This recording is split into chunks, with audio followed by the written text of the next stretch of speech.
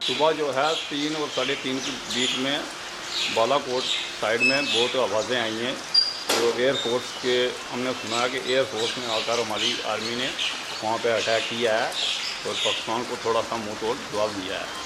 और जो पुलवामा अटैक हुआ है उसका हमें खुशी है कि उसका बदला इंडियन आर्मी ने लिया है। सुबह कितनी का आवाज़ थी? बहुत आवाज़ आ रही थी जी, 3:30 बजे मैं बाहर आया तो बहुत आवाज़ आ रही थी बालाकोट साइड। अच्छा, जो हमारी गवर्नमेंट ने, हमारे प्रधानमंत्री ने अच्छा काम किया ये, तो मुँह तोड़ जवाब दिया पाकिस्तान को। आज सुबह जो भारतीय सेना और जो भारतीय एयरफोर्स ने जो पाकिस्तान पर अटैक किया इस बालाकोट के एरिए में, और हमारे जहाज़ों की आवाज़ हमें आती रही, गोला बारूद की आवाज़ आती रही, और इससे हमारी भारतीय सेना का मोराल बहुत ऊंचा हुआ। हमारी भारतीय सेना के हौसले बहुत बुलंद हुए।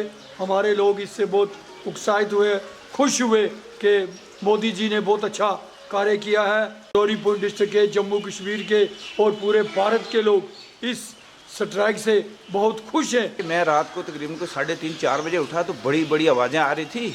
जब मैं बाहर निकला तो बहुत बड़ी भयानक आवाज़ आ रही थी, ये पीछे बॉर्डर से।